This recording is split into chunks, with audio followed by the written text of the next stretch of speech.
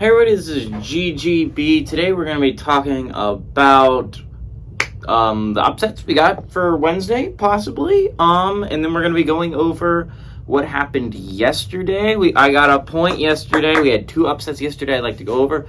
Honestly, I thought we would have had more, but 2 upsets still was pretty good for the day. I enjoyed both those games, so let's get into it. In the Big Ten, this was the biggest upset of the day. Iowa beats Indiana, moving them both to an 11-8 record, which gives Maryland, Northwestern, and Michigan all control over their own destinies. All of them play today, but they all control... Wait, actually, no, Michigan plays tomorrow. My bad. Michigan plays tomorrow, I believe, if I'm not mistaken. But it gives them all control over their own... Well, no, they might play today. Oh, I don't know. I forgot. Anyways, they play Illinois, whether today or tomorrow. But they all have control of their own destinies of getting to, at the very least, the top 4. Which, again, is important in the Big Ten, which, if you're not a Big Ten expert, the top 4 seeds get a double bye in the conference tournament, which is huge for trying to win the whole thing. So, Maryland, Northwestern, and Michigan all control their own destinies of Anyways, they all control their own destinies to getting the top 4 seeds. Big loss by Indiana. Big W for Iowa. Iowa's going to be watching all 3 of Northwestern, Penn State, Maryland, Ohio State, and Michigan, Illinois, all very closely. Because if all those games go the way Iowa wants, we could see a tie between Maryland, Northwestern, Michigan, Indiana, Iowa, and Illinois. A 6-way tie for second place. And, what would be an interesting final weekend of Big Ten basketball. Not to mention if Michigan State also wins tonight and Rutgers wins tonight, we could be seeing a huge tie. Just a massive tie. Every team basically in the Big Ten at 11-8. And what would just be... Actually, I'm sorry, Michigan State won last night, so they can't. But they could eventually get to 11-8. They still got to play Minnesota sometime. I don't know when the hell they're going to do that. And if they don't, they're really screwing themselves over. But... because Minnesota is easily the worst team in the Big Ten. You're getting an easy W. But big win for Iowa. It gives them a tie for 5th right now. And depending how that tiebreaker works out, it could be 5th place, it could be 6th place. But they're putting themselves in an excellent position to possibly get higher. In the Mountain West, we saw Boise State upset. Technically speaking, they were favored in this matchup, but it counts as an upset for me in the College Basketball State of the Day series. Boise State wins at home. They've been great at home. So has San Diego State, but Boise State has been... Boise State, Nevada, and San Diego State have all just been phenomenal at home. Nevada's 14-0 at home. Boise State's 14-1 at home, and so is San Diego State. They've all defended their home courts extremely well, which is why all of them are in the conversation for making the NCAA tournament. But anyways, Boise State gets a huge victory, which means if they win their game... If they win their game this weekend, they get the number 2 seed automatically. Now, they can get a share of the Mountain West title. Now, the chances of that happening are low. You'd have to hope for a miracle by Wyoming. The worst team in the Mountain West to beat the best team in the Mountain West seems unlikely. But you at least have a shot. Winning yesterday keeps that shot alive. It also... means that you are a game up on Nevada, which was important, because again, if you had lost last night, you would have fallen to 12-5, and that would have been a tie with Nevada for second place. An important thing, because now all you got to do is win your next game, and you have at the very least the number 2 overall seed in the tournament, which is important. Big win for Boise State yesterday. Nevada is disappointed by that turn of events. Anyways, moving on. We got a lot of top 25 basketball games to talk about today, so let's get into it. At 6:30, we got number 19, Xavier, is 21-8. Traveling to number 20, Providence, who, guess what, is 21-8. Providence favored 3.5 points on FS1. At 7 o'clock, we get Auburn, who's 19-10. Traveling to number 2, Alabama, who's 25-4. Bama favored by 9 on ESPN2. At 7 o'clock, we got DePaul, who's 9-20. Traveling to number 14, UConn, who's 22-7. UConn favored by 17.5 points on CBS Sports Network. Vanderbilt, who's 16-13, is traveling to number 23, Kentucky, who's 20-9. Kentucky favored by 10 points on the SEC Network. 7 o'clock, we number 25, Pitt, who's 21-8. Traveling to Notre Dame, who's 10-19. Pitt favored by 4.5 on ESPNU. At 7 o'clock, we got number 21, Maryland, who's 20-9. Traveling to Ohio State is 12-17. Maryland favored by 1.5 points on the Big Ten Network. At 8 o'clock, we had Oklahoma, who's 14-15, showing number 11. Kansas State is 22-7. Kansas State favored by 6.5 points on ESPN+. At 9 o'clock, we got Chicago State, who's 11-8, traveling to number 10, Gonzaga, who's 25-5. Gonzaga favored by 27.5 points on Root Network. This is a weird game because, again, Chicago State is not only an out-of-conference game, which alone makes it weird this late in the season. It is a game after the West Coast Conference tournament has already been decided and all the seedings have been decided. So they're just playing this game to, I don't know why. I'm assuming it was delayed earlier in the year and was just pushed to this date. It's a weird time to be playing heading into the West Coast Conference tournament. And I'm not going to be talking about the West Coast because, again, this isn't going to affect anything in that tournament outside of this would be a bad loss to have on your resume as Gonzaga. But anyways, at 9 o'clock, also you got number 9, Texas, who's 22-7. Traveling number 22, TCU, is 19-10. TCU actually favored by 1.5 points on ESPN2. We'll start out in the Big East, where we got two of our teams playing. Actually, two of our games. We got 4 teams playing. Xavier is playing Providence, and we got UConn playing DePaul. We'll go over the Xavier-Providence and why this is a big deal for both those teams. Unfortunately for both these teams, Marquette beat Butler last night, making them have... They're the 1 seed. Marquette, the Golden Eagles, no matter what happens with St. John's on Saturday, I think that's when they play, but no matter what happens there, Marquette will be the number 1 overall seed in the Big East, and they are looking like they could be one of the best teams in the entire NCAA. They look phenomenal right now on a 5-game winning streak, easily the hottest team in the Big East. Closest teams are UConn and Villanova with 3-game winning streaks. Xavier and Providence are playing. Don't get me wrong. Now that first place is off the table, this is not like game doesn't matter much. This game is so important for both these basketball teams because they're basically playing for the 2 seed. Whoever wins this game will be 14-5. Whoever loses this game will be 13-6. And basically, whoever wins this game probably will be the 2 seed. I mean, there's still a chance that they drop their last game. Whoever wins this one, but Xavier or Providence, whoever this game is 14-5, the best Providence and Creighton could then do is tie you for second place, which again, you don't know how tiebreakers work out. You don't want that, but this is just a huge, crucial game. You control your own destiny, whoever wins this game, of getting the 2 seed in the Big East, which is huge for both the Musketeers and the Friars. On the Friars' home court, huge game for both these teams. Whoever wins moves to 14-5. Whoever loses falls to 13-6. I don't know if Creighton plays today because they're no longer ranked, but Creighton would only be half a game back from tying whoever the loser for 3rd place, whether that's Providence or Xavier. And in Creighton's case, you don't really care whoever it is. Actually, you do care a little bit. I don't know how tiebreakers work out for both those teams. But if you're a Creighton fan, you probably do know how those tiebreakers, and you would have your choice about who would you rather go into a tiebreaker scenario with. On the other side of things, UConn sits at 11-7. Now, it seems unlikely they catch up to Creighton. Creighton, I'd like to point out, has 2 games left. They play Georgetown today, and then they go to DePaul on Saturday.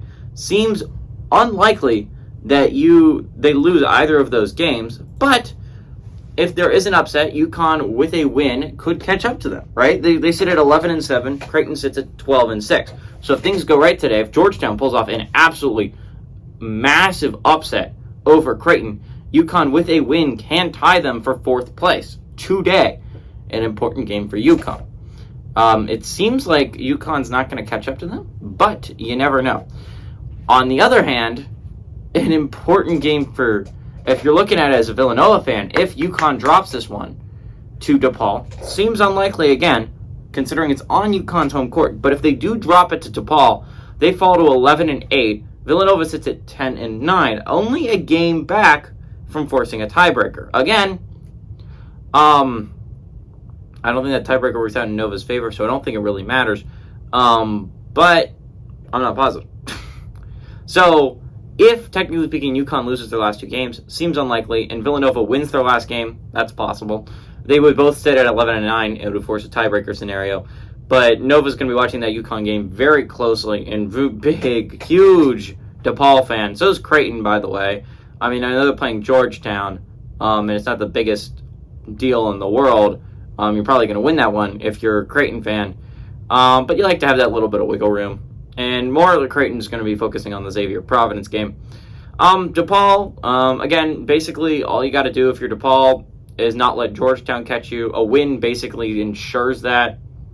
You would be moved to 4-15. Best Georgetown can do is win tonight, pull off a massive upset. They would be 3-17. 4-15, 3-7. That means they played 20 games, and you've played 19 games. I would assume this is Georgetown's last game of the season. I would assume so, because I think this Marquette only has one left. Georgetown's last game of the season is tonight, which means you got a while. You got to think, right? You got a big break if you're Georgetown before the tournament. But if Georgetown wins this one, DePaul loses tonight, which seems unlikely Georgetown wins, but hear me out. DePaul would fall to 3-16. Georgetown would fall to 3-17, and suddenly Georgetown's going to be really interested in that DePaul game where they play UConn, I believe, on DePaul's home court. If they drop that one, it would force a tiebreaker scenario, which I don't know how that works out for DePaul. Going to be interesting, anyways, for that second to last place. It's a battle. Anyways, that's what we're looking at in the Big East. Moving on to the SEC, we got Auburn taking on Bama. We got Vandy taking on Kentucky. Those are our two matchups. So let's talk about Bama. Bama, with a win today, ensures they will be the 1 seed and have won the SEC conference title regular season-wise.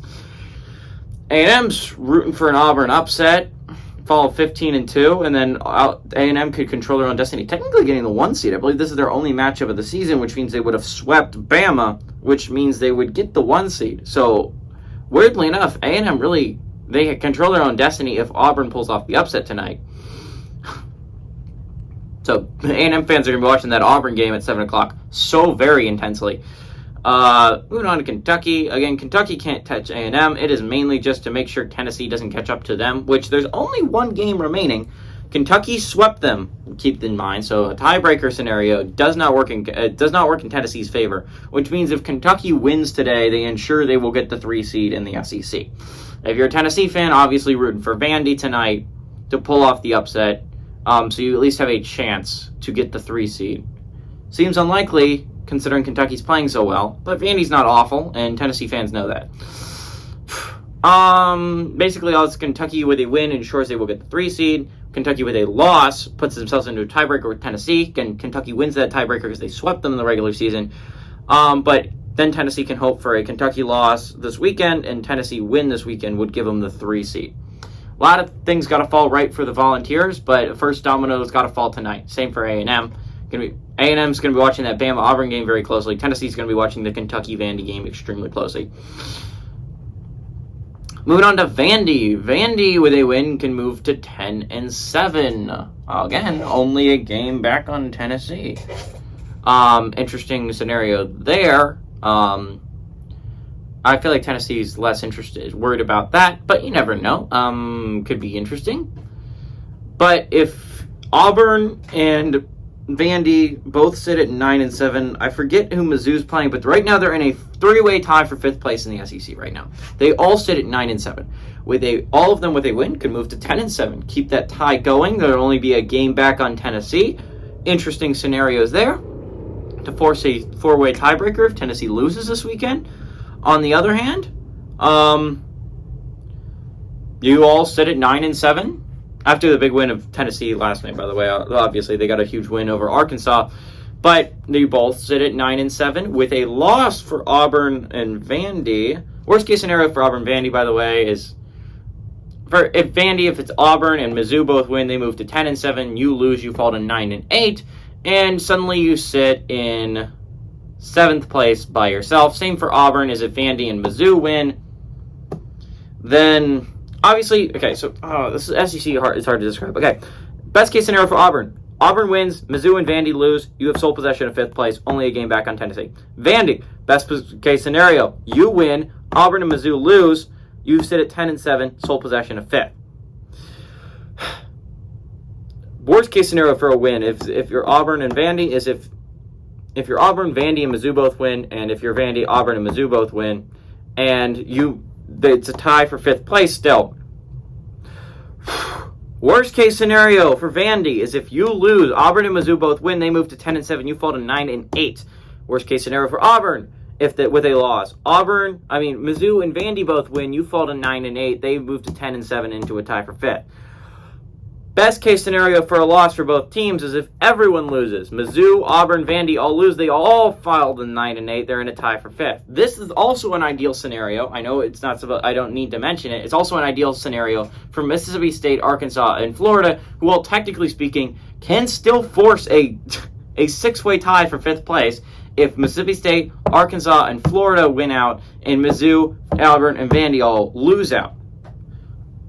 I know it was hard to go over. My bad, guys. That was confusing. But I tried to make that as simple as possible. It's interesting, to say the very least, in the SEC. You know how I was always saying the Big Ten's really close? The SEC is not as close, but from 5th place to 5th place to 10th place is really going to be a battle down the stretch to see. You could honestly see Florida, who's in the last place right now at 8-9. They're only like 2 games back. They're only like a game and a half back. And if things go right for them down the stretch, they could be in a tie for 5th place, which is just kind of crazy to think about. Again, SEC is also weird. Not as weird as the Big Ten, but it is also very weird. Anyways, moving on to ACC, we got one game. This is going to be a long video. My bad. Pitt is playing Notre Dame. This one's a pretty simple scenario. With a win, again, Pitt controls their own destiny to win the ACC. With a win, they move to 15-4. They will be a game up on Miami and Virginia with only 1 game remaining. So they would have sole possession of first place. With a loss, you fall to 14-5 and into a 3-way tie for first place with Miami and Virginia. That's all that's going on with Pitt.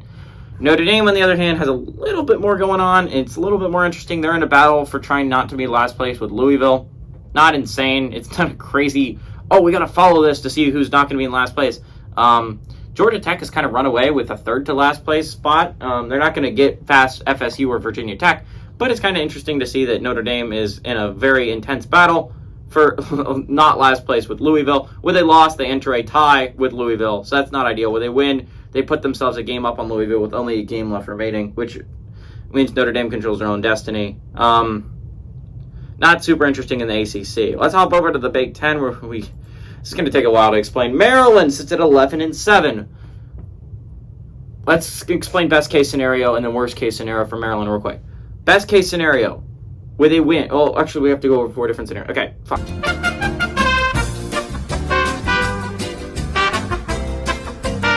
In the Big Ten, we got 4 different scenarios to walk out with Maryland, and then we got 4 different scenarios to walk out with Ohio State. This is going to be a long video. Again, brace yourselves. With a win, if you're Maryland, you move to 12-7. Keeps hopes of a share of a Big Ten title alive with Purdue.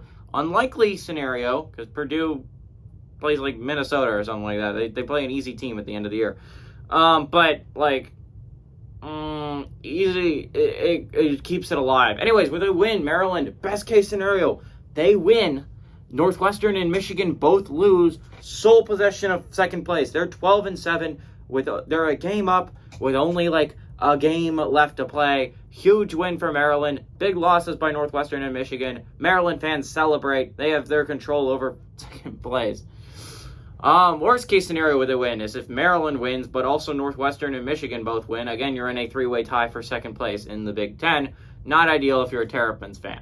But you would move to 12-7. Northwestern could win, move to 12-7. Michigan wins and moves to 12-7.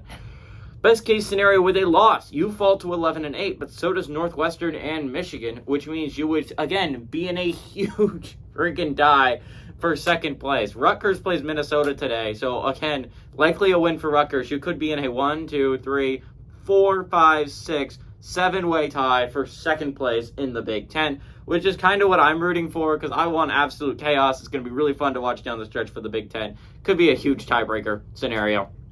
Not to mention Michigan State still plays Minnesota on their resume, and that's like a game they still have to play. We could end up seeing an 8-way tie for 2nd place. That's very, very possible. It's kind of funny, but it's very possible. That is best case scenario for Maryland with a loss. Worst case scenario, again, for Maryland with a loss is if they lose, Northwestern and Michigan both win, and you're suddenly in a tie for 4th place with Indiana, Iowa, instead of being in a large tie for 2nd. That is worst case scenario for Maryland. Let's move on to Ohio State. The games don't matter outside of building momentum for the Big Ten tournament. You can't catch up to Nebraska. You can't fall behind Minnesota. You are locked into that 13 seed if you're an Ohio State fan. Only reason is to build momentum heading into the tournament. Only reason. Okay, now that we're done with that, move on to the Big 12. Which is the last conference to talk about. Thank goodness. Oh, we got Texas playing TCU, and we got Oklahoma playing K-State. Let's talk about Texas real quick. When they win, they can move to 12-5. Keep their hopes of a share of a Big Ten title alive. They control their own destiny, again, because they play Kansas in their last game. They control at least getting a share of that Big 12 title and a chance at a 1 seed. That's the Big 12 for you. Again, Kansas can be watching this game very intensely because if TCU wins, Kansas ensures the 1 seed and wins the conference Big 12 title. Baylor's going to be watching this game really intensely because if they fall, if Texas falls to 11-6, it's a tiebreaker for second place. Baylor's tied for second. Big game for Baylor. Also, Kansas State, with a win over Oklahoma, could enter a 3-way tie for second place with Baylor and Texas if K-State was to win this one. 11-6 Texas, 11-6 Baylor, 11-6 K-State. Interesting scenario there. Ideally for TCU, they win. Oklahoma pulls off the upset. They move to 9-8. Kansas State moves to 10-7. Again, hoping for a tiebreaker scenario. If you're a TCU fan, you have to hope Kansas State loses out, which seems unlikely, but you never know. And you also have to hope you win out, which also seems unlikely, but you never know. It keeps it at least alive. If you're a TCU fan, you could be watching the Oklahoma K-State game. You're going to be score checking that game for a while the TCU-Texas game's going on. Oklahoma, with a win, can move to 5-12 and tie Texas Tech for that 9th place position. Again, 10th place and 9th place is significant, as I explained last night. Texas Tech gets to play West Virginia. Oklahoma gets to play Oklahoma State. Although that's not the craziest thing in the world. I don't know if I'd rather draw West Virginia than Oklahoma State with the way Oklahoma State's playing. But again, you don't want to be the 10 seed. You want to be the 9 seed. Regardless, that's what you're playing for if you're Oklahoma. If you lose and you're Oklahoma, you could still technically force a tiebreaker with Texas Tech, but you would like to at least have a chance of winning that outright and not having to force a tiebreaker if you're Oklahoma. Technically speaking, you could still get the 8 seed. Not super important, but you could do it if you're Oklahoma. Anyways, I know it's a long video. My bad, guys, but there was a lot to go over today. Again, there was like 8 basketball games in like 6 different conferences I had to talk about, and they were all pretty confusing. But what do I think is going to be the upset of the day? I'm going to go with an upset that I think makes sense. It's Providence over Xavier. I mean, they're favored by 3.5 points, so not really an upset. But the Friars have been pretty good. Xavier's been good too, but I think the Friars can defend their home court rather well. I think this is a good basketball team. I don't really see another option either. I think TCU has been struggling as of late. They won their last game, but it was against Texas Tech. I don't know if I'm super enthused about TCU moving forward, about them being super great. I think Texas has been on a little bit of a skid, but I still think they're pretty good. So I'm gonna go with the Friars to pull off the upset of the day. Everybody, this is GGB saying adios amigos and go Friars.